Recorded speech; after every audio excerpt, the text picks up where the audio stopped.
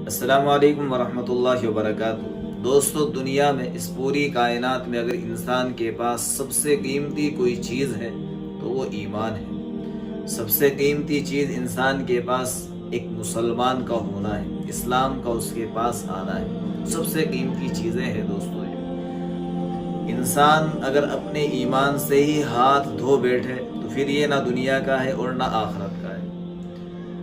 دوستو، اس زمانے کے اندر نہ جانے کیسے کیسے کام لوگ کر رہے ہیں، شرکیہ کام کر رہے ہیں اور ان کو پتہ بھی نہیں ہوتا، وہ ایمان سے نکل جاتے ہیں، نکاح ان کے ختم ہو جاتے ہیں، ان کو اندازہ بھی نہیں ہوتا اور وہ پوچھتے بھی نہیں ہیں۔ ابھی دوستو ایک سوال میں آپ حضرات کے سامنے رکھنے والا ہوں کہ ایک بھائی نے، ہوتا کیا ہے کہ لوگ باباؤں کے پاس، عاملین کے پاس، تعویذ گنڈوں والوں کے پاس جاتے ہیں، پتہ نہیں وہاں جا کے کیا الٹے سیدھے کام کرتے ہیں۔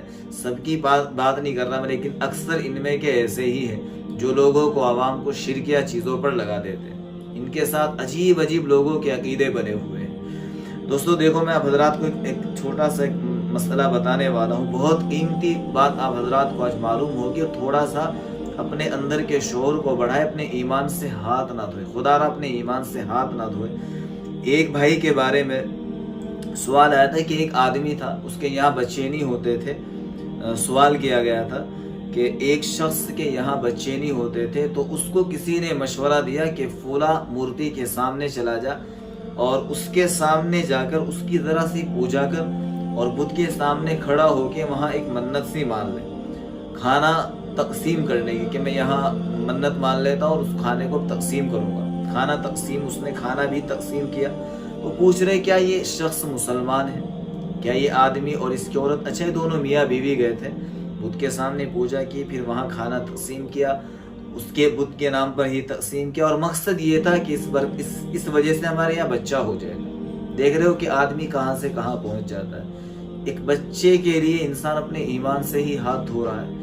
قرآن کے اندر اللہ نے فرمایا کہ سارے اختیارات اللہ کے ہاتھ میں ہیں، وہ جس کو چاہے اولاد دے اور جس کو چاہے اولاد نہ دے۔ یقیناً آدمی دوسری چیزوں کا استعمال کرے جو اللہ کے نبی نے بتایا کہ ڈاکٹر سے ملے، حکما سے ملے، اطباء سے ملے، لیکن فروڑیوں سے نہ ملے، یا آپ کے ایمان کا بیڑا غرق کر دیں گے۔ خدا کے واسطے ان لوگوں سے بچ کے رہے۔ تو ہاں دوستو، ان کے ایمان کے بارے میں کیا مسئلہ ہے، اس کا جواب دوستو یہ ہے کہ اگر اس شخص نے، اس کی بیوی نے پوجا کی تو علماء نے لکھا ہے، اس کا جواب یہ ہے کہ اگر ان دونوں نے پوجا کی اور کھانا تقسیم کیا بت کے نام پر، تو یہ دونوں اسلام سے خارج ہوئے، ایمان سے ہاتھ دھو بیٹھے، ان کا نکاح ختم ہو گیا۔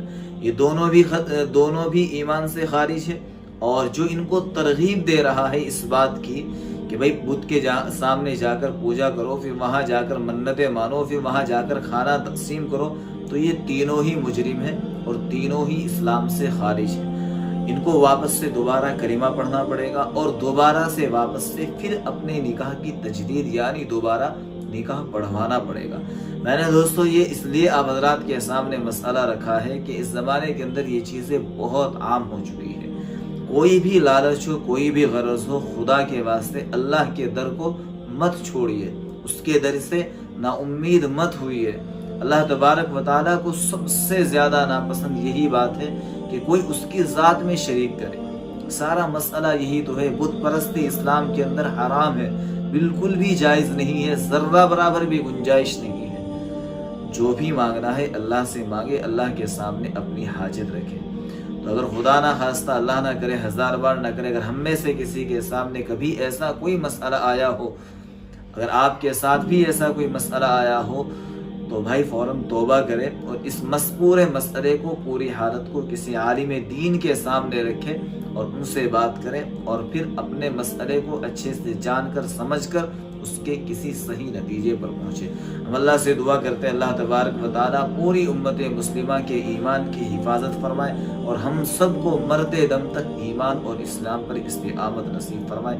اپنی دعاؤں میں یاد رکھنا۔ السلام علیکم ورحمۃ اللہ وبرکاتہ۔